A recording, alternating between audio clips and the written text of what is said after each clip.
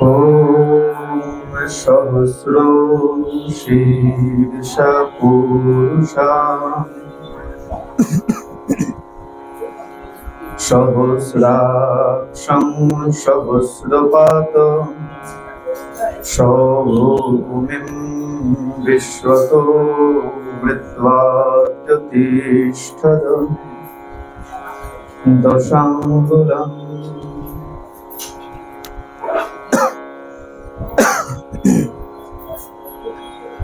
জয় জয় শ্রী রাধারমণ, জয় জয় নবলোকেশ্বর, জয় গোপী চিত্তচোর প্রভু, জয় জয় মাখন চোর। बोलिए भक्त वत्सल भगवान की, भागवत भगवान की, राधा माधव की, निताई गौर भगवान की। प्रेम से बोलो ईश्वरेश्वर परमेश्वर सच्चिदानंद घन विग्रह, अनादिर आदि सर्वकारणेर कारण, अनंत कोटि ब्रह्मांडेर अधिनायक नंदनंदन ब्रजेंद्र नंदन भगवान श्री कृष्णेर असीम अनुकंपाय असीम कृपाय आमरा आजकेर এই শুভ দিনে সবাই হরি কথা, গুরু কথা, ভাগবত কথা তথা ভাগবতীয় কথা শুনবার মানুষে উপনীত হয়েছে। আর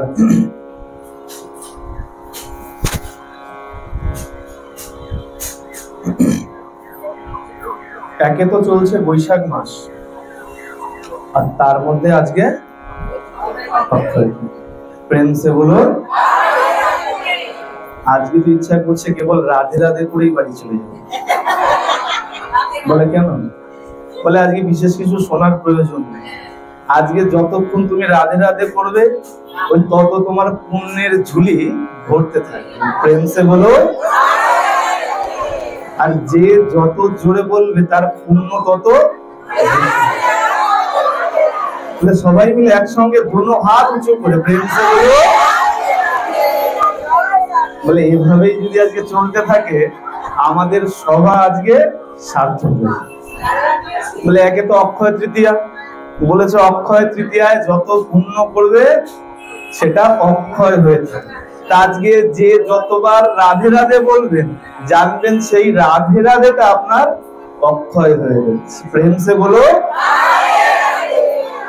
বলে অন্যদিন যদি 10 বার বলি আজকে যেন অন্তত 50 বার হয়। আর এর বিনিময়ে একটা জিনিস চাই, এই যতবার রাধে রাধে বলবো, এই যখন ব্যাসপীঠ থেকে নেমে যাব সবাই অন্তত কৃপা করবেন, আশীর্বাদ করবেন যেন ভগবানের চরণে আমার মতি থাকে।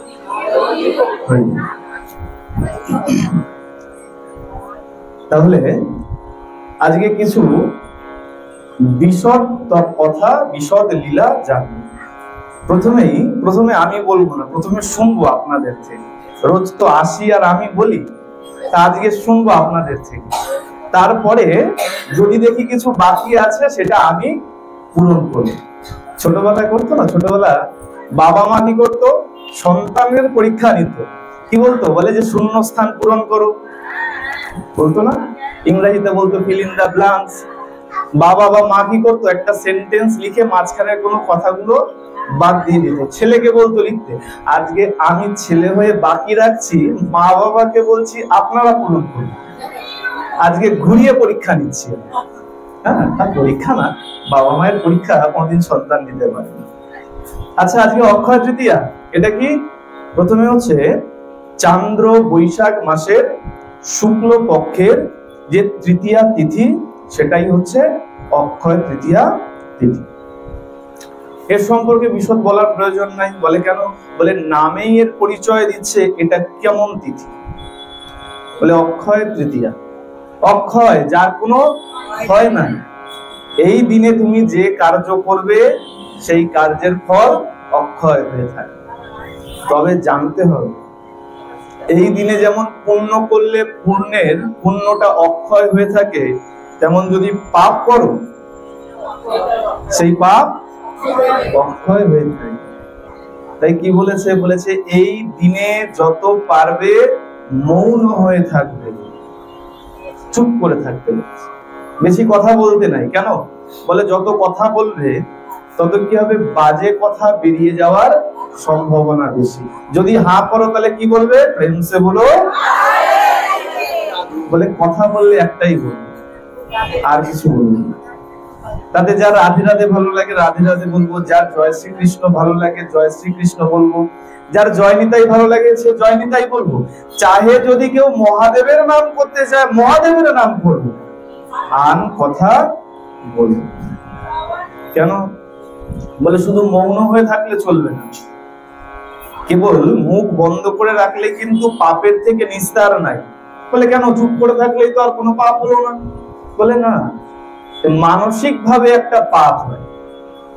মুখে চুপ করে আছি কিন্তু মনে মনে চিন্তা করছি, হায় রে ওর ছেলেটার ভালো চাকরি হয়ে গেল, আমার ছেলের চাকরি হলো না, আচ্ছা ও মনে হয় ঘুষ দিয়ে পেয়েছে। এই যে মনে মনে যে পাপ, সেটাকে বলা হয় মানসিক পাপ। এই কারণে কি বলেছে? মৌন থাকো, মুখ বন্ধ, আর মনে মনে হরিনাম জপ করো। হরিনাম জপ করলে কি হবে? মনটা তো পূর্ণ আছে, সেখানে বাজে চিন্তা এসে বসতে পারে। তাই বলেছে এই অক্ষয় তৃতীয়ার দিন মৌন থেকে হরিনাম জপ। আর বলে দেখো এই যে অক্ষয় তৃতীয়া, এই অক্ষয় তৃতীয়া কি? আমাদের যে কাল আছে, ঋতু আছে, কি কি ঋতু? 6টা ঋতু আছে তো। কি নাম? কি নাম? তাহলে প্রথমে গ্রীষ্ম আর শেষে আসলো বসন্ত। এই যে গ্রীষ্ম আর বসন্ত এর সন্ধিক্ষণই হচ্ছে এই অক্ষয় তৃতীয়া। গ্রীষ্ম ঋতু আর যে বসন্ত ঋতু, এই দুই ঋতুর সন্ধিক্ষণ হচ্ছে অক্ষয় তৃতীয়া। আর এই দিনে কি হয়? এই দিনে চন্দ্রমা আর সূর্যদেব সব থেকে উজ্জ্বল ভাবে প্রভাব বিস্তার করিয়া থাকে। এই অক্ষয় তৃতীয়ার দিন সূর্যদেব আর চন্দ্রমা সব থেকে উজ্জ্বল ভাবে প্রভাব বিস্তার। আচ্ছা একে একে তো আমি বলছি, অক্ষয় তৃতীয়া আর কি কি হয়েছিল? ভয় নেই, কোনো পানিশমেন্ট হবে, যার যেটা জানা আছে। মা গঙ্গাকে এনেছিল, খুব ভালো কথা। হ্যাঁ, সত্যযুগের আবির্ভাব। দ্রৌপদীর বস্ত্রহরণ হয়েছিল, আর পরশুরামের জন্ম, আর পুরীতে রথ তৈরি হয়, খুব ভালো। বঙ্কু বিহারীর, বাকে বিহারীর এই একদিনে কেবলমাত্র চরণ দর্শন হয়, আর কি হয়? সারা বছর ঝাঁকি দর্শন হয়, ঝলক দর্শন হয়, তাই না? বলে একবার কি হয়েছিল, এই ভগবানের সঙ্গে এক ভক্তের প্রেম হয়ে গেছে। আর কেমন প্রেম? বলে এমন প্রেম হয়েছে ভগবান মন্দির ছেড়ে চলে গেছে। পূজারী দেখছে ভগবান নাই। হ্যাঁ, এই কারণে এখন কি করে? বলে ওই যে সোজাসুজি তাকিয়ে থাকলে বাবা তোমার কার সাথে আবার প্রেম হয়ে যাবে, কোথায় চলে যাবে, তোমার কোথায় খুঁজতে বেরোবো, ওর থেকে ওই একভাবে দেখতে দেওয়া যাবে না। তাই ঝলক দর্শন করা হয়, পর্দা টেনে দেওয়া হয়। প্রেম সে বলো। আর কি হয়েছিল? আজকে 4 ধাম, কেদার, বদ্রী, গঙ্গোত্রী আর যমুনোত্রী, এই 4 ধামের দরওয়াজা খোলা হয়। আর দেখা যায় সেই যে অক্ষয় প্রদীপ বলা হয় না, অক্ষয় প্রদীপ, যে প্রদীপ 6 মাস আগে জ্বালিয়ে রেখে আসা হয়েছিল, সেই প্রদীপ তখনও পর্যন্ত জ্বলছে, তাই তো? আর কি হয়েছিল? হ্যাঁ, অক্ষয় পাত্র দান হয়েছিল। কাকে দিয়েছিল? কে দিয়েছিল? কে দিয়েছিলেন? সূর্যদেব দিয়েছিলেন। আর কি হয়েছিল? হ্যাঁ, চন্দন যাত্রার শুরু। জগন্নাথ দেবকে যে চন্দনের লেপ দেওয়া হয়, তার আজকে শুরু। আর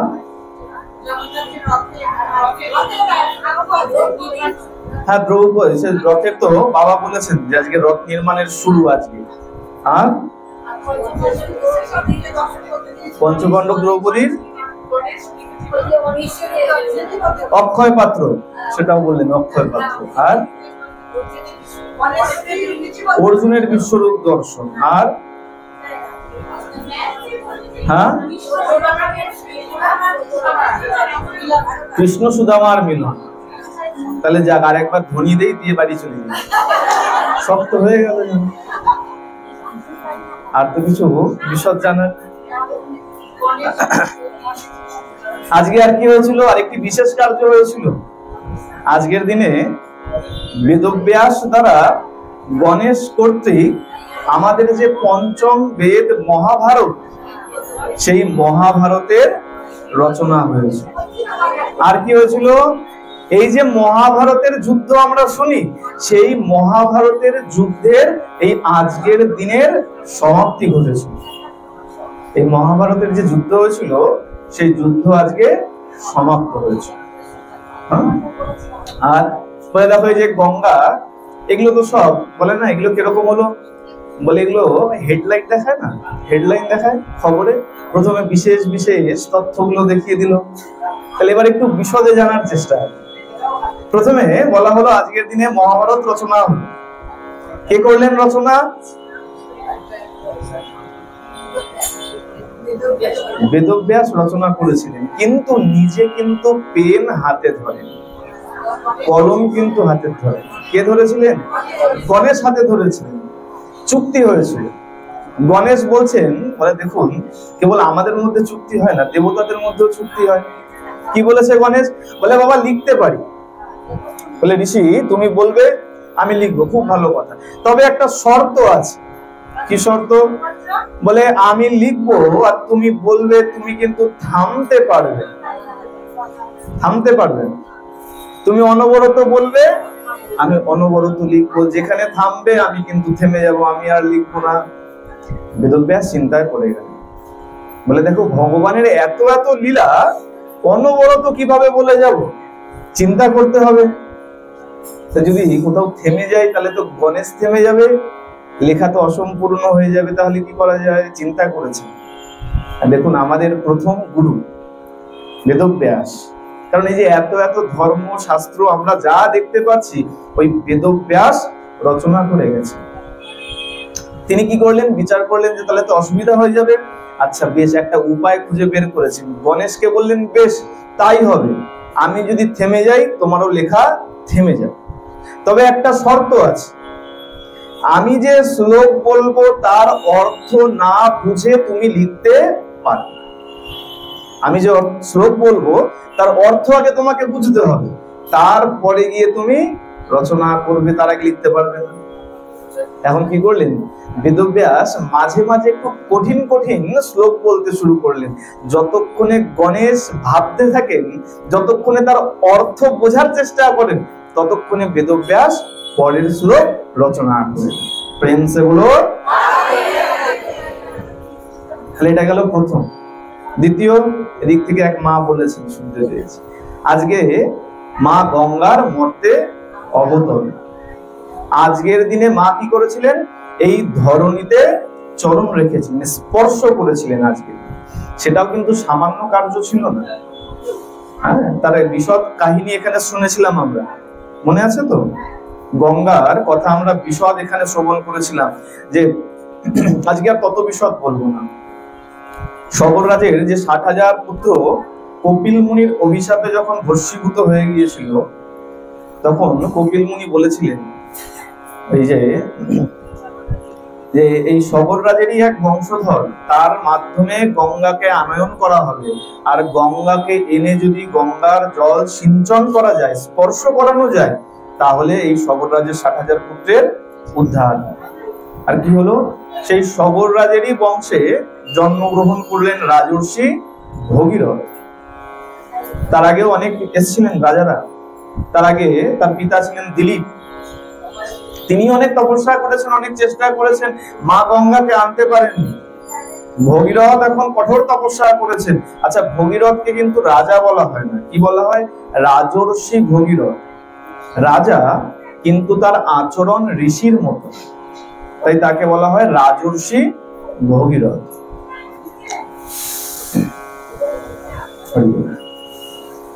রাজর্ষি ভগীরথ কি করলেন? তপস্যা করলেন। কার তপস্যা? মা গঙ্গার তপস্যা করলেন। কেন? মা গঙ্গাকে আনয়ন করার জন্য। মা তোমাকে আসতে হবে। আমার পূর্বপুরুষেরা এভাবে কষ্ট পাচ্ছেন, তাদের উদ্ধার করতে হবে। মা বললেন বেশ, কিন্তু আমি যে যাব, আমার যে গতি, সে গতি ধারণ করবে কে? আমি যে মর্তে নামবো, আমার যে গতি, সেই গতিকে ধরবে কে? ভগীরথ জিজ্ঞাসা করছেন, মা তোমার গতি কে ধরতে পারবে? তুমিই বলে দাও, তোমার গতি ধরার মতন ক্ষমতা কার আছে? মা বলছেন, দেখো একজনই আছে। কে? তিনি হলেন দেবাদিদেব মহাদেব। এই মহাদেব যদি ধারণ করতে পারে, তাহলেই আমি মর্তে নামতে পারি। আচ্ছা বেশ, এখন কি করলেন ভগীরথ? দেবাদিদেব মহাদেবের তপস্যা শুরু করলেন, ঘোরতর তপস্যা করলেন। বাবা তুষ্ট হয়েছেন। বলো কি বর চাই? প্রভু, আমার অন্য কোনো বর চাই না, আমার একটাই বর চাই, আপনি আমার সঙ্গে চলুন। মা গঙ্গা এই মর্তভূমিতে অবতরণ করবে, কিন্তু তাকে ধরবার মতন কেউ নেই, তার গতিকে ধারণ করবার মতো কেউ নেই, একমাত্র আপনি আছেন। যদি মাকে ধারণ করেন, তাহলেই মা এই মর্তে নামতে পারে। আচ্ছা বেশ, চলো। এদিকে মা গঙ্গার মনে কিন্তু অহংকার হয়ে গেছে। কি অহংকার হয়েছে? যে ভোলানাথ, তুমি তো জানো না আমার কত গতি, আমি কত স্রোতস্বিনী, আজকে তোমাকে বোঝাবো, আজকে তোমাকে ভাসিয়ে নিয়ে চলে যাবো। কে মনে মনে ভাবছে? মা গঙ্গা মনে মনে ভাবছে। এখন দেবাদিদেব মহাদেব, তিনি তো অন্তর্যামী, তিনি বলছে, আচ্ছা বেশ গঙ্গা, দেখি কে কাকে ভাসিয়ে নিয়ে যায়। মহাদেব এসছেন, ভগীরথ বলো গঙ্গাকে নামতে বলো। ভগীরথ যখনই বলেছেন, মা তুমি এবার নামো, আর দেবাদিদেব মহাদেব কি করেছে? নিজের সেই জটা জাল এমন বিস্তার করেছে, মা গঙ্গা তো নেমেছে, নেমে এখন তার মধ্যেই ঘুরপাক খেয়ে চলছে, পথ আর খুঁজে পাচ্ছে না। বলে ভাসিয়ে নিয়ে যাবে কোথায়? নিজেই এখন আর পথ খুঁজে পাচ্ছে না, কোন পথ দিয়ে নিচে নামবে। অনেকক্ষণ যখন ঘুরপাক খেয়েছে, বুঝতে পেরেছে মিথ্যা অহংকার করেছিলাম, ক্ষমা চাইতে শুরু করেছে, প্রভু আমাকে ক্ষমা করে দাও, এবারের মতো ছেড়ে দাও। ভগীরথ দেখছে মা তো নামলো, বাবার জটায় তো নেমেছে, তারপরে গেল কোথায়? চরণে পড়ে গেছে। প্রভু, না জানি আমার কোন অপরাধ হয়েছে, এত কষ্ট করে মাকে এই মর্তে আনার চেষ্টা করলাম, তুমি কৃপা করে মাকে ছেড়ে দাও। ভোলানাথ কি করলেন? মাকে ছেড়ে দিলেন। মা বইতে শুরু হলো। কটা ধারায়? গঙ্গা কটা ধারায়? 3টে ধারায় বইতে শুরু করেছে। নাম কি? না না না না না, হ্যাঁ মন্দাকিনী আর অলোকানন্দা, যেটা আবার স্বর্গে ফিরে গেছে। আমরা বলি না আকাশ গঙ্গা ছায়াপথ, বলি না? এটা হলো অলোকানন্দা। আর কি? মন্দাকিনী, যেটা ধরণীর উপরে প্রবাহিত হচ্ছে। আর একটা ভগবতী, যেটা পাতালে চলে গেছে। তাহলে ভাগীরথী নাম কেন হলো? ভগীরথ নিয়ে এসেছিলেন, তাই তার আরেক নাম হয়েছে ভাগীরথী।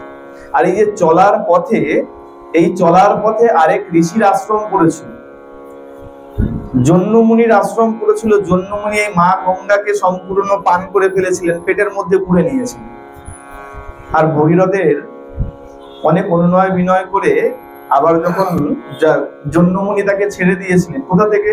কখনো কোথাও বলা হচ্ছে দক্ষিণ কর্ণ দিয়ে বের করে দিয়েছেন, আবার কোথাও বলা হচ্ছে এই জানু দেশ থেকে, হাঁটু থেকে বের করে দিয়েছেন। এই যে জন্যমুনির থেকে আবার তার উৎপত্তি হলো, তাই তার আরেক নাম হলো জানু। এভাবে মা গঙ্গা এই অক্ষয় তৃতীয়ার দিন এই ধরণীর বুকে পদার্পণ করল। বলিয়ে গঙ্গা মাইয়া কি। এটা গেল একটা। আরেকটা কথা কে যেন বললেন এখান থেকে, আজকের দিনে দ্রৌপদীর বস্ত্রহরণ হয়েছে। বস্ত্রহরণ তো হয়, চেষ্টা করা হয়েছিল। বলে যার সহায় আমার প্রাণ গোবিন্দ, তার কেউ এতটুকু পর্যন্ত ক্ষতি। আর এর সাথে কি আছে বলে দেখো। আচ্ছা, এর একটু বিস্তারিত শুন, নাকি না সংক্ষেপে শুনবো? বিস্তারিত শুনবো। এই যে দ্রৌপদী তার বস্ত্রহরণ যে হচ্ছিল, আর গোবিন্দ কেন বস্ত্র দিয়েছিল জানা আছে? জানা নেই? তাহলে সবাই মিলে একবার প্রেমসে বলো। সবার জোর কমে গেছে, সবাই মিলে একসঙ্গে প্রেমসে বলো। যত জোরে বলা যাবে একদম যেন মনে হয় একদম বুস্টার হয়ে গেছে আমরা। তাহলে গোবিন্দ কেন দিয়েছিলেন বলে দেখো ভালো করে শোনো। গোবিন্দ সবসময় কি বলে, গোবিন্দ সবসময় ভক্তির ভিখারি। যেখানে ভক্তি আছে গোবিন্দ ছুটে সেইখানে চলে যায়। যখন আচ্ছা একটু পেছন থেকে বলি দেখুন, তাহলে জানতেও ভালো হবে আর আপনাদের শুনলেও ভালো হবে। ভগবান শ্রীকৃষ্ণের এক পিসি ছিল, নাম তার সুতস্রাব, আর পিসামশাই ছিল। পিসি থাকলে পিসামশাই থাকবে। পিসামশাইয়ের নাম কি ছিল? দাম ঘোষা। কি নাম বললাম? আর পিসির নাম সুতস্রাব। সুতস্রাব বসুদেব আর কুন্তী দেবীর বোন। এই পিসির যখন বিবাহ হয়েছে, পিসির এক সন্তান হয়েছে। কেমন সন্তান? অদ্ভুত এক সন্তান হয়েছে। 4 হাত আর 3টে চোখওয়ালা এক শিশুর জন্ম হয়েছে। এখন সুতস্রাব তার সেই পিসি চিন্তা করছে, এমন সন্তান নিয়ে কি করব? এমন উদ্ভট দেখতে, 4টে হাত 3টে চোখ, এমন সন্তান নিয়ে আমার দরকার নেই। আর যখনই চিন্তা করছেন কি করবেন, একে রাখবেন না নষ্ট করে ফেলবেন, কোথাও সরিয়ে দেবেন, কোথাও তাড়িয়ে দেবেন, আকাশবাণী হয়েছে, চিন্তা করো না, এমন একজন কেউ আসবে যে একে কোলে নিলে পরে এর 2টো হাত খসে পড়ে যাবে আর এর একটা চোখ লুপ্ত হয়ে যাবে। এমন কেউ আসবে যার কোলে উঠলে 2টো হাত খসে যাবে আর একটা চোখ লুপ্ত হয়ে যাবে। আর দেখো একটা কথা মনে রেখো, যার কোলে উঠলে এর 2টো হাত খসে যাবে আর একটা চোখ লুপ্ত হয়ে যাবে, মনে রেখো তার হাতেই এর মৃত্যু লেখা আছে। যার কোলে উঠলে 2টো হাত নষ্ট হয়ে যাবে আর একটা চোখ লুপ্ত হয়ে যাবে, তার হাতেই এর মৃত্যু লেখা আছে। এখন দেখুন, যেরকমই হোক, সন্তানকে পিতামাতা কখনোই কিন্তু ত্যাগ করতে কি করেছেন, চারিদিকে সবাইকে নিমন্ত্রণ করতে শুরু করেছেন। সবাই আসতে শুরু করেছেন, রাজা মহারাজা সবাই আসছেন, এসে কোলে নেয়। আর পিসি কি করে, ছুটে এসে দেখে যে কই দেখি আমার সন্তানের 2টো হাত খসে গেল কিনা, একটা চোখ লুপ্ত হয়ে গেল কিনা। দেখছে না, যেমন তেমনই আছে। এদিকে সংবাদ গেছে ভগবান শ্রীকৃষ্ণের কাছে, কি বলে, ভাই হয়েছে, পিসির ছেলে হয়েছে। কি করেছে, সেই কৃষ্ণ এখন ভাইকে দেখতে এসে, আর দেখতে এসে যেই ভাই ভাই বলে কোলে নিয়েছে, অমনি কি হয়েছে, 2টো হাত খসে গেছে, একটা চোখ লুপ্ত হয়ে গেছে। পিসি খুব খুশি হয়েছে, কিন্তু মনে পড়েছে আকাশবাণী হয়েছিল, যার কোলে উঠলে 2টো হাত খসে যাবে, একটা চোখ লুপ্ত হয়ে যাবে, এর মৃত্যু কিন্তু তার হাতেই লেখা আছে। এখন পিসি বলছেন, কানাই তুই আমাকে কথা দে যে তুই আমার সন্তানের কোনো ক্ষতি করবি না, তুই তোর ভাইয়ের কোনো ক্ষতি করবি না, আমাকে কথা দে, আমাকে প্রতিশ্রুতি দে। এখন গোবিন্দ চিন্তা করছে, যদি প্রতিশ্রুতি দিয়ে দিই তাহলে তো আটকা পড়ে যাব। কথা দিয়ে দিলে, এখনকার আমরা তো সাধারণ মানুষ তো নয়, ইনি হলেন ভগবান। এখন তো আমরা সকালে কথা দিলে বিকেলে ভুলে যাই, তাই না? সকালে কথা দিলে বিকেলে ভুলে যাই কি বলেছিলাম। এখন ভগবান দেখছেন, যদি কথা দেই আটকা পড়ে যাব, কথা দেওয়া যাবে। তাহলে বলে, পিসি বেশ এক কাজ করো, আমি কথা দিচ্ছি আমি এর 100টা অপরাধ ক্ষমা করব। পিসি চিন্তা করছেন 100টা অপরাধ মানে অনেক ব্যাপার, 100টা অপরাধ সামান্য ব্যাপার না, বলে বেশ তাই হয়। আর এর পরবর্তীতে পুরো মহাভারতের কাণ্ড ঘটে গেল। হ্যাঁ, সেই কৌরব পাণ্ডবের যুদ্ধ সমাপ্ত হয়ে গেল। আর যখন সমাপ্ত হয়ে গেছে, পঞ্চপাণ্ডব এখন যখন সিংহাসনে উপবিষ্ট হবেন, রাজা যুধিষ্ঠিরের রাজসূহ যজ্ঞ চলছে। আর এই যে সন্তানের জন্ম হয়েছিল, যার কোলে উঠে, কৃষ্ণের কোলে উঠে যার 2টো হাত খসে গেল, সে হলো শিশুপাল। রাজসূহ যজ্ঞ, যুধিষ্ঠিরের রাজসূহ যজ্ঞ হচ্ছে, আর সেখানে প্রধান অতিথিকে, কাকে প্রধান অতিথি বলে আপ্যায়ন করা হবে এমন চিন্তা হচ্ছে, সব রাজারা বসে রয়েছে। পঞ্চপাণ্ডব বলছে, দেখো যেখানে আমাদের প্রিয় সখা মাধব উপস্থিত আছে, সেখানে অন্য কাউকে কেন, মাধবকেই প্রধান অতিথি বলে আপ্যায়ন করা উচিত। যখন সিদ্ধান্ত হয়েছে কৃষ্ণকে আপ্যায়ন করা হবে, ওই শিশুপাল, দন্তবক্র সবাই উঠে দাঁড়িয়েছে, না না না, এই কপটিয়াকে আমরা কখনো প্রধান অতিথি মানতে পারি না। শিশুপালের আরেকটা রাগ ছিল কৃষ্ণের উপর। কি রাগ ছিল? শিশুপাল কৃষ্ণকে সহ্য করতে পারত না। কেন? কি করেছিলেন? বাবা উত্তর দিয়েছে, বাবা একটু আসতে বলেছে। বলছে শিশুপাল বলছে, বেটা তুমি আমার বউকে নিয়ে পালিয়ে গেছো আর এখানে প্রধান অতিথি হয়ে এসছো মজা দেখানোর জন্য। কাকে হরণ করেছিল? রুক্মির বোন রুক্মিণীকে নিয়ে পালিয়ে গিয়েছিল। রুক্মিণী তো মনে মনে গোবিন্দকে ভালোবাসতো, আর শিশুপালের সাথে বিবাহ ঠিক হয়েছিল। এখন মনে মনে তো শিশুপালকে বিবাহ করতে চায় না, পত্র লিখে পাঠিয়েছে গোবিন্দকে। দেখুন কেমন প্রেম, তখনও পত্র লিখে প্রেম করছে। হ্যাঁ, আর কাকে পত্র লিখেছে? বলে এখনকার প্রেম নয়, সাক্ষাৎ ভগবানকে পত্র লিখেছে, গোবিন্দ তুমি আমাকে রক্ষা করো। আর গোবিন্দ এসে রক্ষা করেছেন, উঠিয়ে নিয়ে গেছেন। সেই শিশুপালের রাগ কিন্তু এখনো মনে আছে। বলে দেখো, বিয়ে করার জন্য মেয়ে পাওয়া যাচ্ছে না, তুমি কিনা আমার বউ নিয়ে পালিয়ে গেছো। হ্যাঁ, রাগ কার না হবে? শিশুপাল সেই রাগে কি বলছে? বলে এই ছলিয়াকে, এ তো গোপালক, এ তো রাজা নয়, একে আমরা রাজা বলে কেউ মানি না। যখন এমন কটু বাক্য বলতে শুরু করেছে, ভীমকে বিভিন্ন রকম ভৎসনা করতে শুরু করেছে, তখন ভগবান বলছে, শিশুপাল তুমি কিন্তু সংযত থাকো, তোমার সংখ্যা কিন্তু শেষ। বলতে বলতে যেই বলেছে অমনি আবার গাল দিয়েছে, সাবধান শিশুপাল, তোমার কিন্তু 97 নম্বর অপরাধ হয়ে গেল। বলরাম বলছে, ভাই কানাই একটা কথা বলতো, কি এত এত গালিগালাজ করছে, এত কটু কথা বলছে, এত অপরাধ করছে, তুই তারপরেও চুপ করে আছিস কেন? বলে দাদা তুমি কি ভুলে গেছো, পিসিকে কথা দিয়েছিলাম এর 100টা অপরাধ আমি ক্ষমা করে দেব। তো দেখো সবে তো 97 হয়েছে, যতক্ষণে কথাবার্তা বলছে। শিশুপাল তো ক্রুদ্ধ হয়ে আছে, আর দেখবেন যে রেগে যায় সহজে থামানো যায় না, তার মধ্যে যদি আবার একটু উস্কে দেওয়া যায় তাহলে তার রাগ তো আরো বেড়ে যায়। আর যেই ভগবান যখনই বলছে সাবধান তোমার 97, ওর রাগ তো আরো বেড়ে যাচ্ছে, আবার গাল দিয়েছে, সাবধান 98, 99। যেই বলেছে 99, বেটার দ্বারা 99 তুই সংখ্যা গুনছিস, দেখাচ্ছি তোকে, বলে যেই গাল দিয়েছে, সাবধান হয়ে যাও তোমার 100র কোঠা পূর্ণ হয়ে গেছে, সাবধান শিশুপাল। যেই বলেছে সাবধান, বলে যখন রেগে থাকে তখন আর মাথা কাজ করে। যেই সাবধান বলেছে আরো ক্রুদ্ধ হয়ে যেই তাকে ভৎসনা করেছে, ভগবান কি করেছেন? সুদর্শনকে ডেকে এনে তার বধ করে দিয়েছে, হত্যা মস্তক ছেদন করে দিয়েছেন। আর সেই চক্র যখন ঘুরে এসছে, ভগবান যেই আঙুলে ধরতে গেছেন, ওই আঙুলের মাথায় কেটে গেছে। চিন্তা করুন কেমন লীলা। ভগবান মনে করে ভক্তরা কিছু বোঝে না। চিন্তা করুন, যেই অনন্ত কোটি ব্রহ্মাণ্ডকে চালনা করছে, সামান্য চক্র নাকি আসলো, তার নাকি আঙুল কেটে গেল? এটা হয় কখনো? আর বলে এ তো তোমার নতুন অস্ত্র নয়, এ তো পুরনো অস্ত্র, সে কোন যুগ থেকে তোমার কাছে রয়েছে, আর আজকে হঠাৎ সে কিনা আসলো আর তোমার আঙুল কেটে গেল। বলে আমাদের বোকা হয়েছ? তো ভগবান কেন এরকম করলেন? বলে দেখো এর পেছনেও কারণ আছে। বলে ভগবান সব জানে, পরে কোথায় কি হবে না হবে সব ভগবানের জান। তাই আগে থেকে কি করেন? লীলার মাধ্যমে সম্পূর্ণ জিনিসটাকে রচনা করে রাখেন।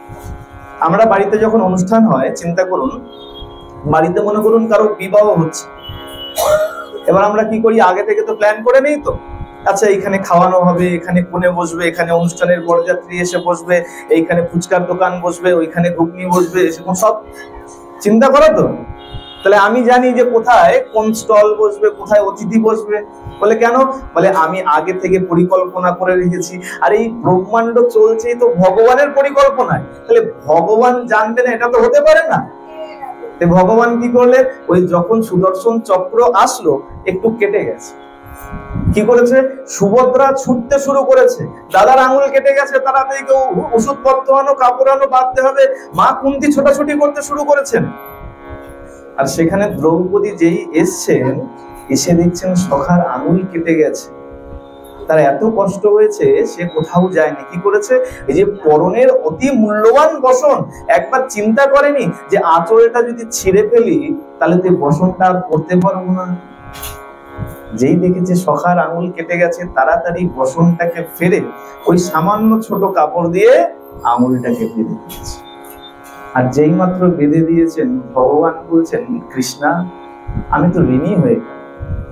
কি দিয়েছেন? সামান্য একটু কাপড় দিয়েছেন। ভগবান বলছেন, সখী আমি তো ঋণী হয়ে গেলাম, চিন্তা করো না, এই ঋণ আমি তোমাকে সময় মতন চুক্তা। ভগবান কি দিলেন? দ্রৌপদী সামান্য একটু বসন দিয়েছেন, এমন নয় যে একটা পুরো কাপড় দিয়েছে, সামান্য একটু বসন দিয়েছেন। আর ভগবান কি করলেন? যখন বস্ত্র হরণের চেষ্টা করা হলো দুঃশাসন, সে বস্ত্র টানতে শুরু করলেন, আর গোবিন্দ সে উপস্থিত হয়েছেন। আচ্ছা, গোবিন্দ কিন্তু প্রথমে আসেননি, প্রথমে কিন্তু গোবিন্দ আসেননি, ঠিক বলেছেন। এক হাত দিয়ে নিজেকে রক্ষা করার চেষ্টা করেছেন, আর এক হাত তুলে বলছে সখা আমাকে রক্ষা করো। সখা বলছে তোমার মধ্যে অহংকার আছে, তুমি জানো এখনো তুমি তোমাকে রক্ষা করতে পারো, এখন তো আমি যাব না। তাহলে কখন যাবে?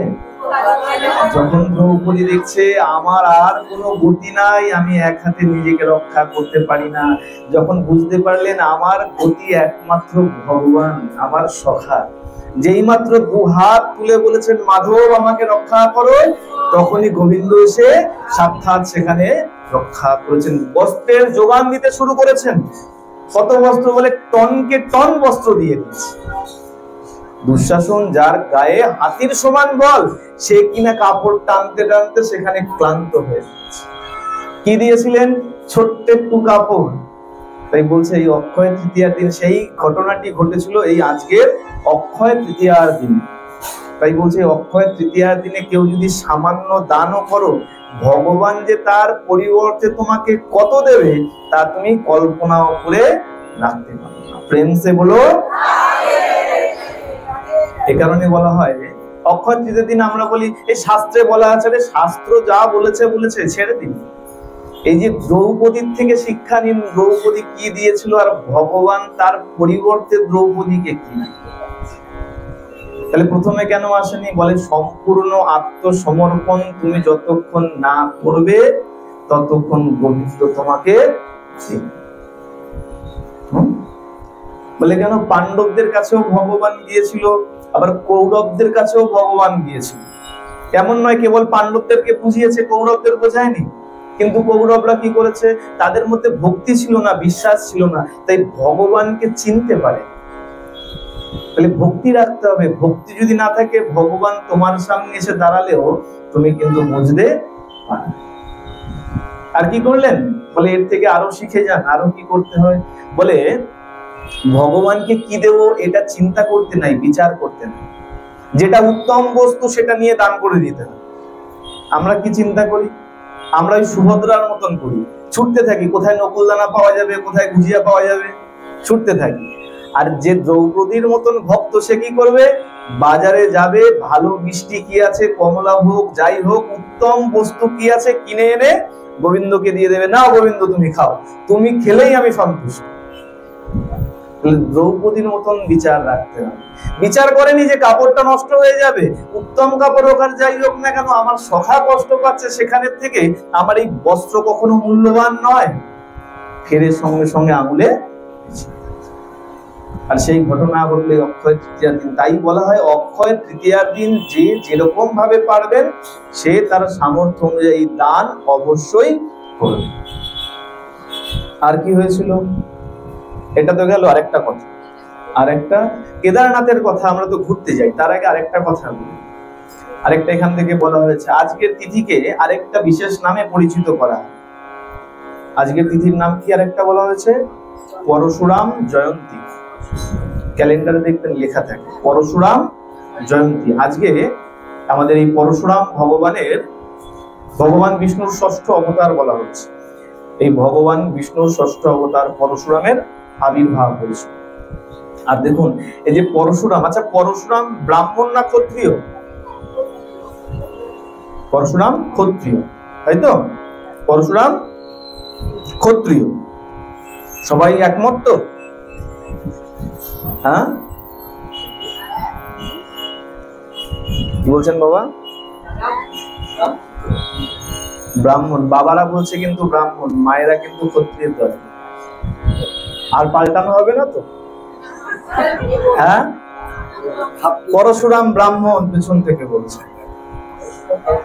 পরশুরাম ব্রাহ্মণ ছিল।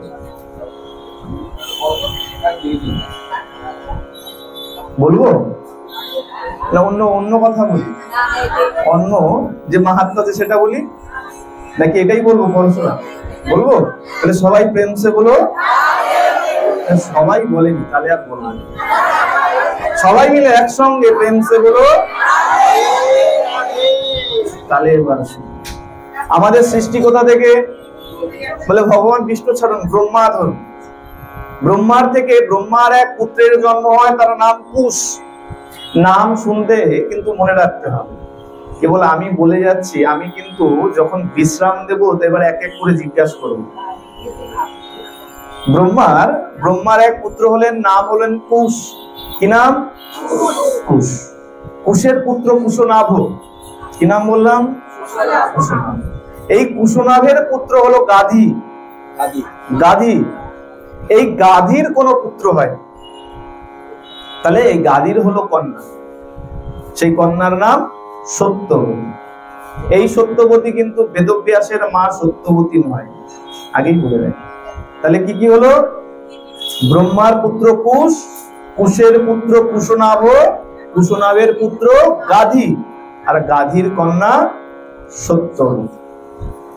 এখন গাধী চিন্তা করছেন যে কন্যার তো বয়স হয়েছে, এবার কন্যাকে বিবাহ দিতে হবে। ঠিক আছে, এখন চিন্তা করছেন যে কন্যা তো বিবাহ দিতে হবে, কন্যার উপযুক্ত বয়স হয়ে গেছে, কন্যাকে বিবাহ দেবো। এখন কি হয়েছে, ঘটনাচক্রে সেই কন্যার বিবাহ দিয়েছেন এক ঋষির সঙ্গে। সত্যবতীর বিবাহ দিলেন এক ঋষির সঙ্গে, নাম তার ঋচিক ঋষি। কি নাম? ঋচিক ঋষি। নাম মনে রাখতে হবে কিন্তু, ঋচিক ঋষি। ঠিক আছে, তাহলে সত্যবতীর বিবাহ হলো ঋচিক ঋষির সঙ্গে। খুব শান্তিতে বিবাহ হয়েছে, খুব শান্তিতে সংসার করছে। ক্ষত্রিয় কন্যা, বিবাহ হলো ব্রাহ্মণ ঘরে ঋষির সঙ্গে। সত্যবতী আর ঋচিক ঋষি, তাদের সংসার খুব ভালোই চলছে। চলতে চলতে এখন সত্যবতী মনের অভিলাষা জানিয়েছেন। অভিলাষা জানিয়েছেন, স্বামী আমার একটি পুত্র সন্তান চাই। এভাবে আর কতদিন থাকবো, আমার ভালো লাগছে না, আমাকে একটা পুত্র সন্তান দিন। ঋচিক ঋষি বলছেন, আচ্ছা বেশ, তোমার যখন পুত্র সন্তান দরকার, খুব ভালো কথা, এক কাজ করো, আগামীকাল আমি যজ্ঞ করব, এই যজ্ঞ থেকে চরু উৎপন্ন করব। এই চরু তুমি গ্রহণ করলে তোমার পুত্রের জন্ম হবে। সত্যবতী যখন শুনেছেন, মনে খুব আনন্দ হয়েছে। স্বাভাবিক, এই জগতে এক নারী যখন মা ডাক শুনতে পারে, তার থেকে আনন্দের আর কিছু হতে পারে। বলে মা যদি প্রাণ ত্যাগ করে আর মরার আগে যদি তার ওই সন্তানের কান্নার শব্দটাও শুনতে পারে, সেই মায়ের মতন সুখী এই দুনিয়ার কেউ হতে পারে। এখন সত্যবতীর মনে খুব আনন্দ। কেন? স্বামী যজ্ঞ করবে, সেই চরু গ্রহণ করব, আর আমার পুত্র সন্তান হবে, কত আনন্দ। আর মেয়েরা আনন্দ হলে আগে কাকে জানায়? কাকে জানায়? মাকে জানায়, বাপের বাড়িতে। এখনো হয় না, দেখবেন যদি বাড়িতে ফ্রিজ আসে, টিভি আসে, আগেই ফোন করে, মা ফ্রিজ চলে এসছে, এত গরম, এবার ঠান্ডা জল খাবো। হ্যাঁ, সত্যবতী ফোন করেছে মাকে।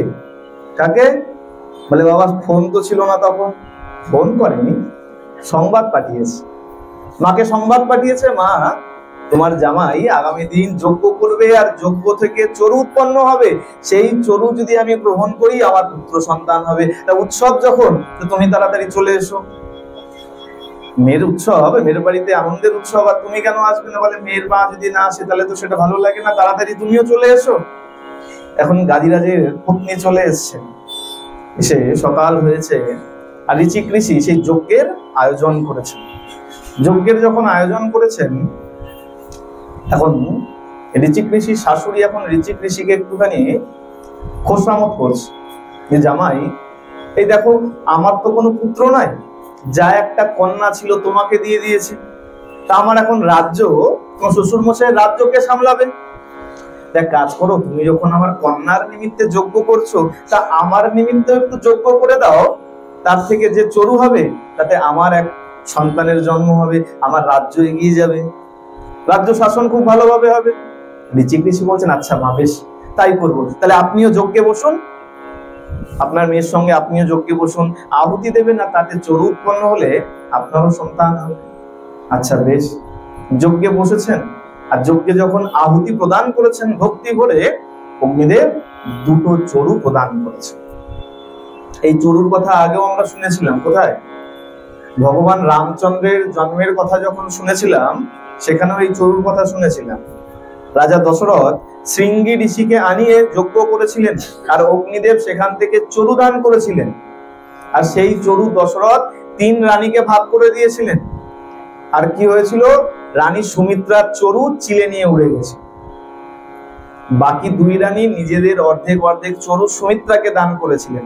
আর সুমিত্রা কথা দিয়েছিল যে আমার তো সন্তান হতো না, আমার চরু তো চিলে নিয়ে উড়ে গেছে, তোমরা যখন কৃপা করলে, তোমাদের চরুর অর্ধেক অর্ধেক ভাগ দিলে, তা আমিও তোমাদের কথা দিচ্ছি। বলে দান নিয়ে কেবল বসে থাকতে নাই, দান গ্রহণ করলে দান করতেও হয়।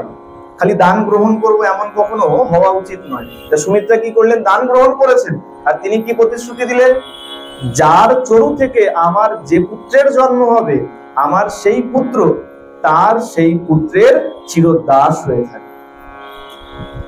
এই কারণে কৌশল্যার যে চরু দান করেছিল, কৌশল্যার চরু থেকে মা সুমিত্রার লক্ষণ নামক পুত্রের জন্ম হয়েছিল। তাই রাম আর লক্ষণের জড়ি।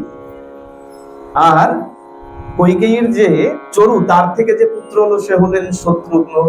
আর ওই কারণে কৈকেয়ীর যে পুত্র ভরত, তার সঙ্গে শত্রুঘ্নের জড়ি। এই কারণে এই 2 জড়ি। এখানেও সেই চরুর প্রসঙ্গ। যজ্ঞ করলেন, চরু উৎপন্ন হলো, 2টো চরু উৎপন্ন হলো। ঋচিক ঋষি 2 রকম ভাবে চরু উৎপন্ন করেছেন, যার জন্য যেমন প্রযোজ্য তেমন চরু উৎপন্ন করলেন। চরু এখন 2 জনকে দিয়ে দিয়েছেন, নিজ পত্নীকে আর নিজ শাশুড়ি মাকে দিয়ে দিয়েছেন। নাও এবার তোমরা গ্রহণ করো, আর নির্দিষ্ট সময় তোমাদের পুত্র সন্তানের জন্য বলে কি করেছেন, ঋচিক ঋষি চলে গেছে। এখন মা আর মেয়ে দুজনে বসে এখন বার্তালাপ চলছে।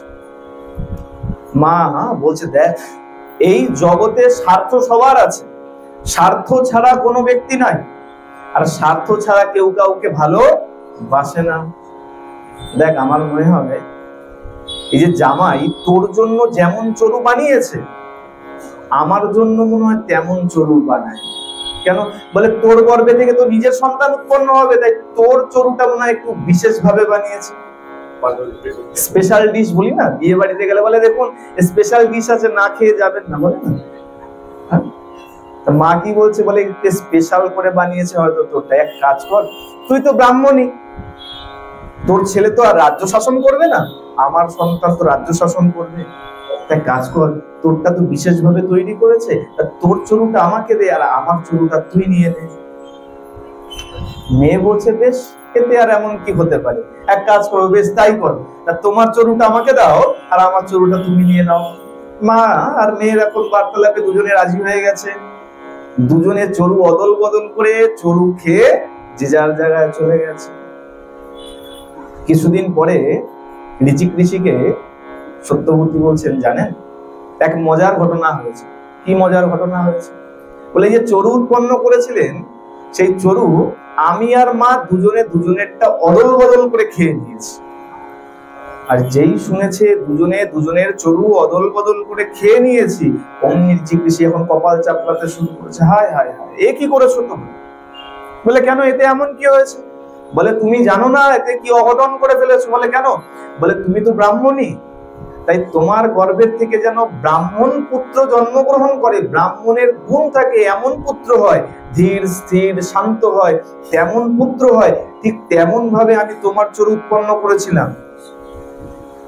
আর শাশুড়ি মা তিনি তো ক্ষত্রিয়, তাই তার তো ক্ষত্রিয় পুত্রের দরকার, ক্ষত্রিয় গুণসম্পন্ন পুত্রের দরকার।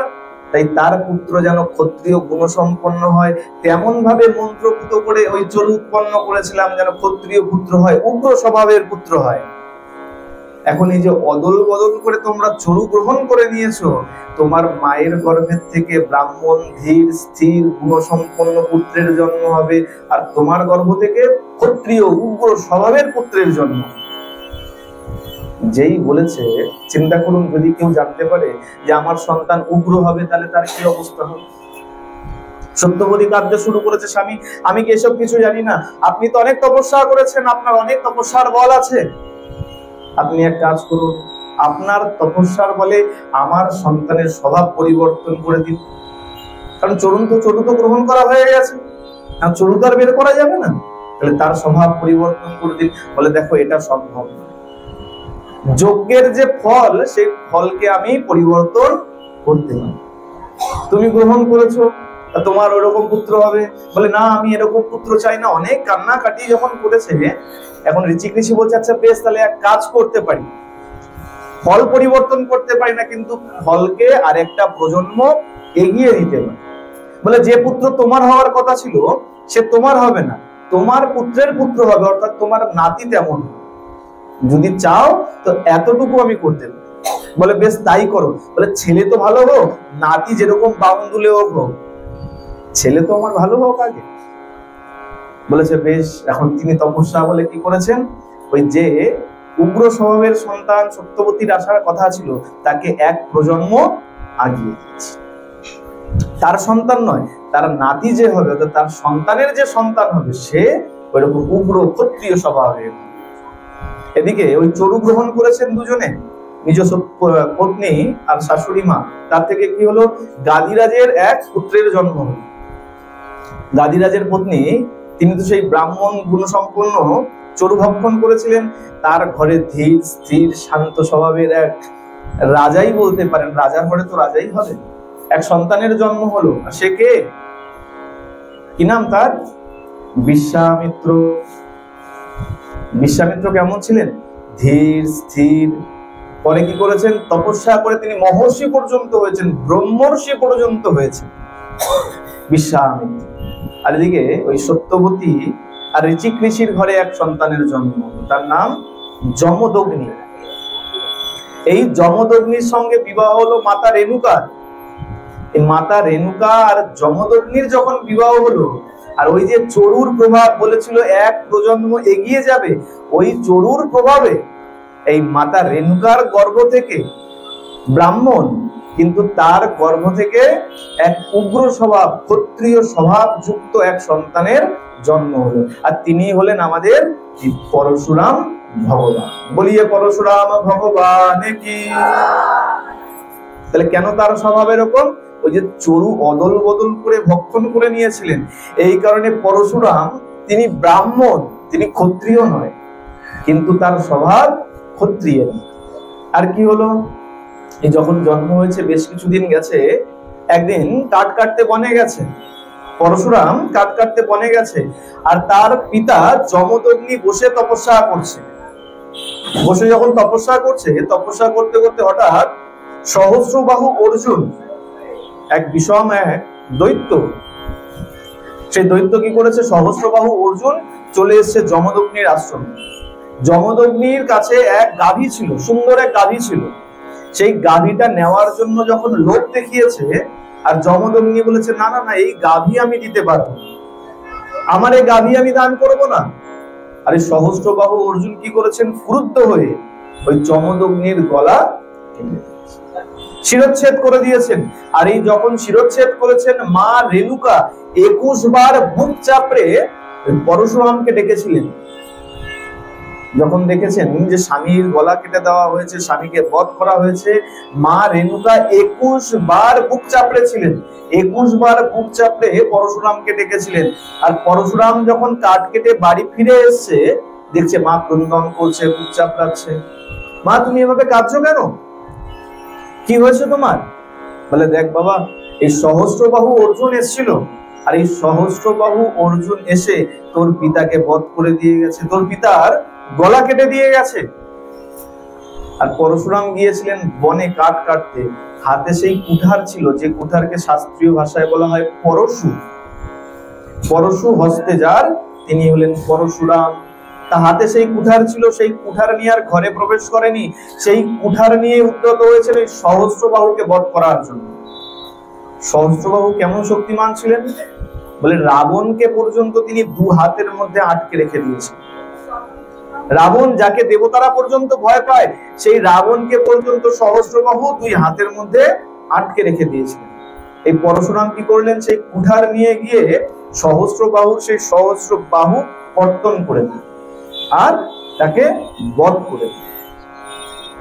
এই যে তার মা রেণুকা 21 বার বুক চাপড়েছিল আর পরশুরামকে ডেকেছিল। তাই পরশুরাম কি করেছেন, যখন যখন এই দুষ্ট রাজাদের উৎপত্তি হয়েছে, আর সেই কারণে 21 বার সেই দুষ্ট রাজাদের বধ করে এই ক্ষত্রিয় কুলকে এই পৃথিবী থেকে পুরো নির্বংশ করে দিয়েছে। 21 বার বলা হয় না, পরশুরাম 21 বার এই পৃথিবীকে ক্ষত্রিয় শূন্য করেছিল। কেন? এই যে তার মা 21 বার বুক চাপড়ে তাকে ডেকেছিল। আর সেই পরশুরামের আজকে হলো সেই আবির্ভাব। বলিয়ে পরশুরাম ভগবান কি। আর কি হয়েছিল? আর কিছু সংক্ষেপে শুনুন। আচ্ছা, আর একটু দানের কথা বলে দিই। কারণ কি বলে দেখো, অক্ষয় তৃতীয়ায় সব থেকে শ্রেষ্ঠ দান কি? সব থেকে শ্রেষ্ঠ দান বলা হচ্ছে অন্নদান। আজকের দিনে সব থেকে শ্রেষ্ঠ দান বলা হচ্ছে অন্নদান। তবে একটা জিনিস জানতে হবে, অন্নদান মানে কেবল যে অন্ন অর্থাৎ চাল যাকে বলা হয় তাই সেটা কিন্তু নয়। অন্ন শব্দের অর্থ এখানে কেবল ভাত নয়। তাহলে খাদ্য দ্রব্যকে এখানে অন্ন বলে বিবেচিত হয়। খাদ্য দ্রব্যের দানকে সবসময় উত্তম দান বলা হইয়া থাকে। এই অন্নদানকে এখানে সব থেকে উত্তম দান বলা হয়েছে। আর বলে এই যে যেহেতু বৈশাখ মাস চলছে, তাতে অক্ষয় তৃতীয়া, এখানে তুমি বাড়ি পাত্র, ছত্র, পাদুকা, সজ্জা এই সমস্ত কিছু দান করতে পারো। আর দান করতে হবে কাকে? আগের দিন বলে গিয়েছিলাম, মনে আছে তো? প্রথম হচ্ছে ব্রাহ্মণকে দান করতে বলা হয়েছে। আর যদি কোনো সৎ ব্রাহ্মণ আপনি না পান, বা যে ব্রাহ্মণ দেখছেন আপনার মন থেকে চাইছে না তাকে দান করতে, তাহলে পরে বৈষ্ণবকে দান করুন। আর যদি উপযুক্ত কাউকে দেখতে না পারেন, তৎপশ্চাৎ গিয়ে কাছাকাছি যে মন্দির পাবেন সেই মন্দিরে গিয়ে দান করে দিন। বলে ব্রাহ্মণ বৈষ্ণব যদি না পাও, মন্দিরে যদি ভগবানের কাছেও দান করো, সেই দান তোমার একই দান বলে গণ্য করা। আর এই অক্ষয় তৃতীয়াতে মা অন্নপূর্ণার আবির্ভাব হয়েছে। এই অন্নপূর্ণার দিনে, এই অক্ষয় তৃতীয়ার দিনে হয়গ্রীব মাধবের আবির্ভাব হয়েছিল। আর এই অক্ষয় তৃতীয়ার দিনে কিন্তু ধূমাবতীর আগমন। আজকে একটু সময় বেশি নয়, সবাইকে একটু দেরি করে বাড়ি পাঠাবো। এতদূর যখন বলেছি, ধূমাবতীর কথাও একটু শুনে যান। এতদূর যখন শুনলেন, আর দেখুন ঘুমালেই তো শেষ দিনটা, ঘুমালেই শেষ। বাড়িতে যাবেন, খাবেন, ঘুমাবেন, অক্ষয় তৃতীয়াটা শেষ। আসছে বছর অক্ষয় তৃতীয়া আমরা কে দেখবো কে দেখবো না তার কোনো নিশ্চয়তা নেই। তো যদি আর 2 মিনিট একটু বেশি শোনা যায়, তাতে যদি আর একটু পুণ্য হয়, তাহলে মনে শান্তি থাকবে। আগামী দিন মরেও যদি যাই, ঝোলাতে পুণ্য তো কিছু জমলো। হ্যাঁ, ঠিক কি না? শুনবো সবাই? বলবো নাকি এখানে বিশ্রাম দেবো? বলবো? তাহলে সবাই প্রেম সে বলো। সবার মধ্যে জোশ আছে। তাহলে কি হলো, আগে শুনিয়ে নি, আগে ধূমাবতীর কথা বলে নি। এই ধূমাবতীকে দেখুন, যদিও বৈষ্ণব শাস্ত্রের সঙ্গে ধূমাবতীর তেমন যোগ নাই। এই ধূমাবতী বলছে তন্ত্রের সাথে যোগ আছে। মা ধূমাবতী, এই ধূমাবতীকে, এই ধূমাবতী হচ্ছে মা সতী। হ্যাঁ, সৃষ্টির কথা আর বিশদ বলছি না। বলে দেখো, এই ব্রহ্মার থেকে ব্রহ্মা যখন 10 পুত্রের জন্ম দিয়েছিল, 10 পুত্রকে যখন বলেছে সৃষ্টি আগিয়ে নিয়ে চলো, এই 10 পুত্রের মধ্যে এক পুত্র প্রথমে না করে দিয়েছে। বলে সৃষ্টি আগাতে হলে তো আমাকে বিবাহ করতে হবে, আমি সংসারের মধ্যে আর ঢুকতে চাই না। তিনি কে? তিনি হলেন নারদ। নারদ বললেন আমি এসব সংসারের মধ্যে নেই, আমি তপস্যা করব, চলে গেলেন। বাকি থাকলেন 9 পুত্র। 9 পুত্র বলছেন পিতা, এই যে আপনি যেভাবে সৃষ্টি আগাতে বলছেন, এভাবে সৃষ্টি তো অনেক দ্রুত এগোনো সম্ভব নয়। সৃষ্টিকে যদি দ্রুত এগোতে হয়, তাহলে নারী পুরুষের জোর তৈরি করতে হয়। আর ব্রহ্মা তখন কি করলেন, নিজের দেহ থেকে শতরূপা আর মনু, এক নারী আর এক পুরুষের সৃষ্টি। সেই প্রথম নারী আর প্রথম পুরুষ আমাদের পিতা মাতা বলা যায়। এই মনুর পুত্র, তাই আমরা সবাই মানব। মনু আর শতরূপা। আর এই মনু আর শতরূপার 5 সন্তান হলো। 2 পুত্র হলো প্রিয়ব্রত আর উত্তানপাদ। আর 3 কন্যা হলো। 3 কন্যা কি? দেবাহুতি, আকুতি আর প্রসূতি। এই দেবাহুতির বিবাহ দিলেন কর্দম প্রজাপতির সঙ্গে। মন দিয়ে শুনতে হবে, নইলে কিন্তু কিছু বোঝা যাবে। এই ধূমাবতী সব ধূমাতেই চলে যাবে। সব ধোঁয়া মনে হবে। মা ধূমাবতী তো ধোঁয়া, তো সবই কিন্তু ধোঁয়া মনে হবে যদি মন দিয়ে না শুনে। তাহলে দেবাহুতির বিবাহ কার সাথে দেওয়া হলো? কর্দম প্রজাপতির সঙ্গে। এই কর্দম প্রজাপতির সঙ্গে যখন এই দেবাহুতির বিবাহ হলো, তাদের 9 কন্যার জন্ম। আর এই যে 9 কন্যা হলো, এই 9 কন্যার সঙ্গে ব্রহ্মার ওই সেই থাকা আগের 9 পুত্রের বিবাহ হলো। আর এই বিবাহ যখন হয়েছে, তার থেকে সৃষ্টি আগে বেরিয়েছে। মরিচি, অত্রি, অঙ্গিরা, পুলহ, পুলস্তু, পুতু, ভৃগু, বশিষ্ঠ, দক্ষ আর অথর্ব। এই যে এদের থেকেই আমরা এসে দাঁড়িয়েছি। আমাদের যখন বাড়িতে শুভ কর্ম হয়, জিজ্ঞাসা করা হয় গোত্র বলো, বলে বশিষ্ঠ, ভরদ্বাজ, এগুলো কি? ওই আমাদের পূর্বপুরুষের নাম। আর কি হলো? ওই 9 কন্যার জন্ম হলো, আর 1 পুত্রের জন্ম হলো দেবাহুতি মাতার। এই 1 পুত্র হলেন আমাদের কপিল মুনি, মহর্ষি কপিল। বলিয়ে কপিল ভগবান কি। সেই কপিল ভগবানের জন্ম হলো, এটা গেল দেবাহুতি। আর থাকলো দ্বিতীয় আকুতি। এই আকুতির বিবাহ দেওয়া হয়েছে রুচি প্রজাপতির সঙ্গে। ব্রহ্মার ছায়ার থেকে সৃষ্টি, এই রুচি প্রজাপতির সঙ্গে বিবাহ দেওয়া হয়েছে আকুতির। আর এই আকুতির সঙ্গে যখন রুচি প্রজাপতির বিবাহ হয়েছে, তাদের 1 কন্যা আর 1 সন্তানের জোর তৈরি হয়েছে। সেই কন্যা হলেন আমাদের দক্ষিণা, আর যে পুত্র হলেন তার নাম হলো যজ্ঞ। এই কারণে বাড়িতে যখন যজ্ঞ, কোনো ধর্ম অনুষ্ঠান করা হয়, সেই অনুষ্ঠানে যতক্ষণ না দক্ষিণা দেবেন, ততক্ষণ সেই অনুষ্ঠান আপনার সফল হবে। এটা এমন কোনো কথা নেই যে ব্রাহ্মণ বাড়িতে এসে পুজো করেছে মানে দক্ষিণা দিতে হবে। এটা ব্রাহ্মণকে দেওয়া নয়, ওই যজ্ঞে দান করা। যজ্ঞকে যতক্ষণ দক্ষিণা না দেবেন, যেহেতু জোর উৎপন্ন হয়েছে, তাই যখন বাড়িতে পুজো ধর্ম কর্ম করবেন, তখন যতক্ষণ না দক্ষিণা দেবেন, সেটা সম্পূর্ণ হবে। থাকলো পরে প্রসূতি। এই প্রসূতির বিবাহ দেওয়া হয়েছে কার সঙ্গে? দক্ষ প্রজাপতির সঙ্গে। আর দক্ষের সঙ্গে যখন প্রসূতির বিবাহ হয়েছে, তাদের 16টি কন্যার জন্ম হয়েছে। একটা দুটো না, 16টি কন্যার জন্ম হয়েছে। এই 16 কন্যার মধ্যে 1 কন্যার নাম স্বাধা। কি নাম?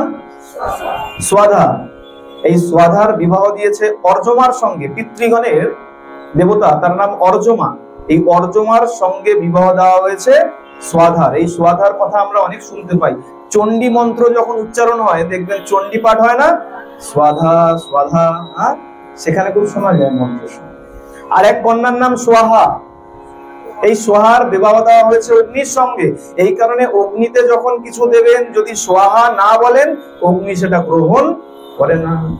যাই দেবেন সোহা। আরেক কন্যা, তার নাম হলো সতী। এই সতীর বিবাহ দেওয়া হলো দেবাদিদেব মহাদেবের সঙ্গে, মা প্রসূতি। আচ্ছা দেখুন, দক্ষ রাজার কিন্তু পছন্দ ছিল না জামাই। দেখুন, এমন বিবাহ দিয়েছে যে জামাই কিন্তু দক্ষ রাজের পছন্দ ছিল না। আচ্ছা, মায়েরও পছন্দ ছিল না। মা প্রসূতি যেদিন জামাই বাড়িতে এসছে মেয়েকে বিবাহ করার জন্য, মা কিন্তু জামাইকে দেখে অজ্ঞান হয়ে গিয়েছিল। চিন্তা করে দেখুন, কেন? বলে, এক তো জামাই কেমন, বলে কখনো বাঘম্বরী, কখনো দিগম্বরী, কখনো উপর ল্যাংটা হয়ে ঘুরে বেড়াচ্ছে, কখনো আবার বাকশাল করে ঘুরে বেড়াচ্ছে। আর কিরকম সেজে এসছে, বলে মাথায় বিশাল সেই জটা একদম চূড়ার মতন করে, পুরো একদম রুদ্রাক্ষের মালা দিয়ে পেঁচিয়ে এসছে। বলে, এ তো ভালো আমার জামাই। বলে, জামাইয়ের সাঙ্গপাঙ্গ কেমন? বলে, কোনোটার মাথা আছে, কোনোটার মাথা নাই, কোনোটার 1 চোখ, কোনোটার চোখ নাই, কোনোটা তো বিশাল মোটা, কোনোটা তো ঢেঙা লম্বা।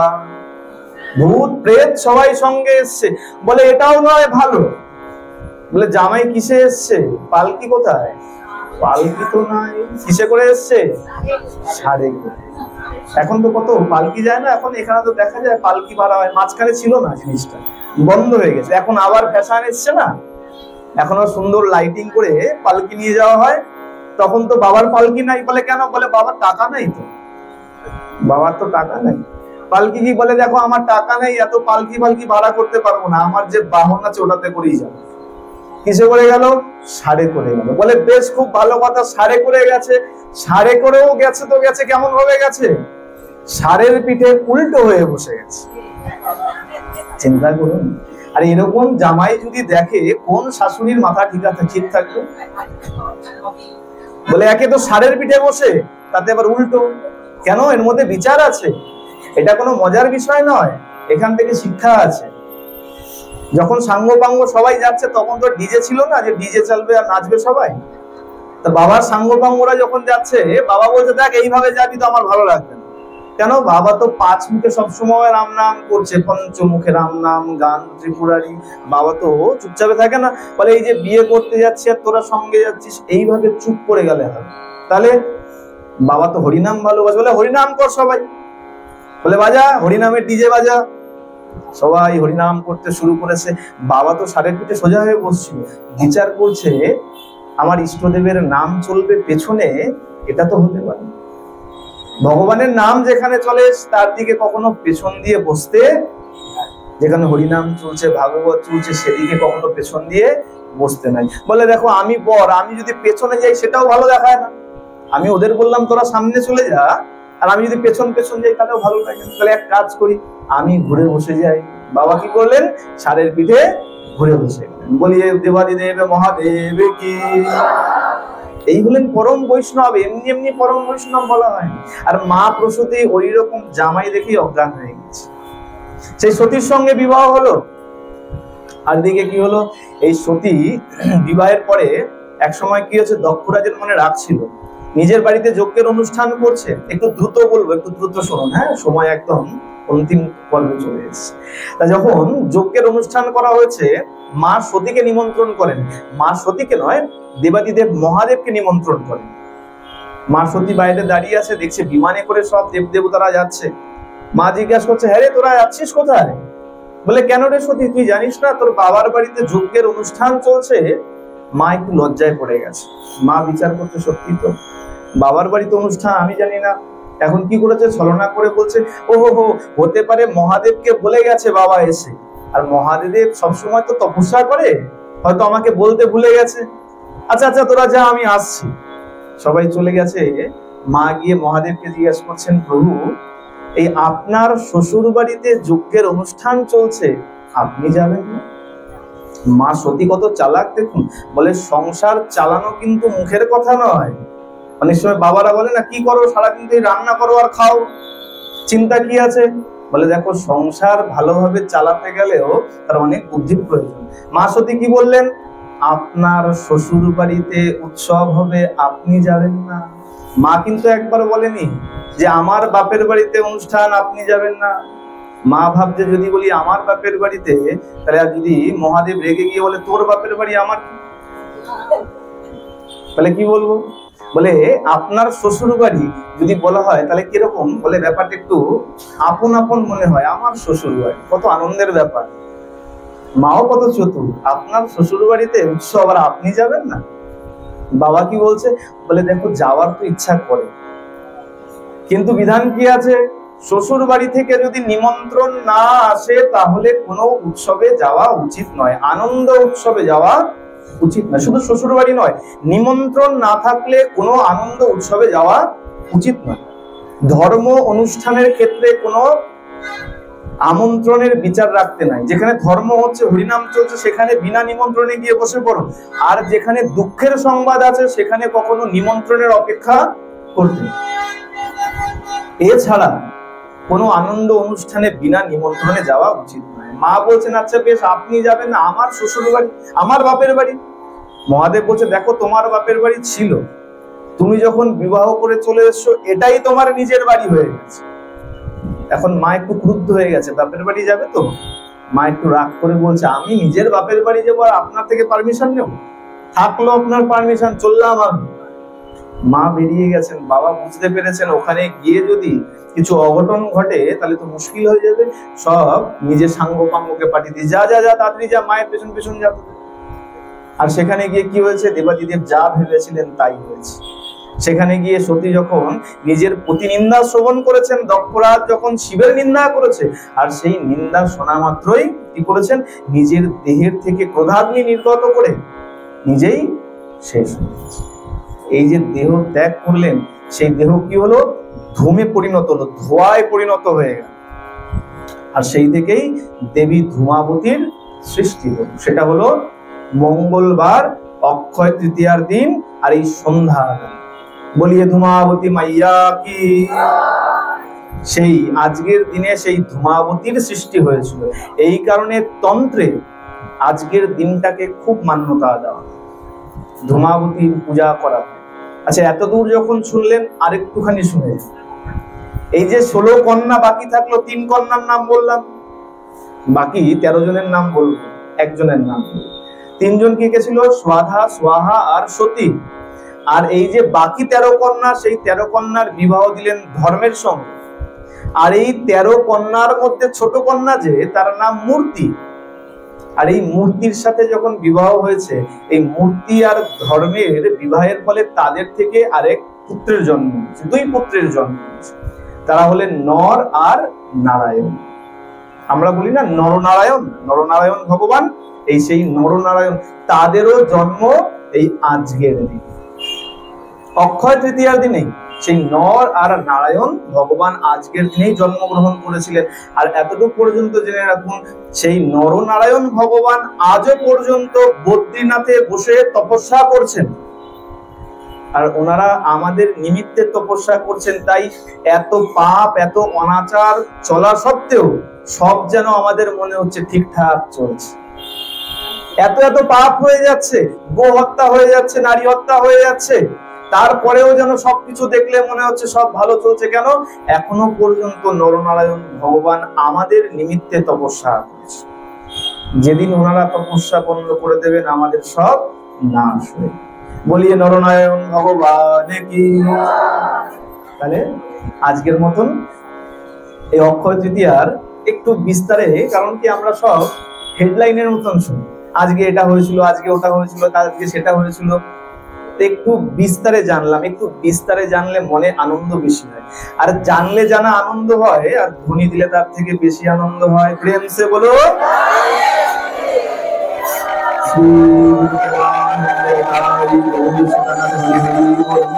শ্রী শ্রী সাধু বৈষ্ণব প্রেমানন্দে হরি হরি বল।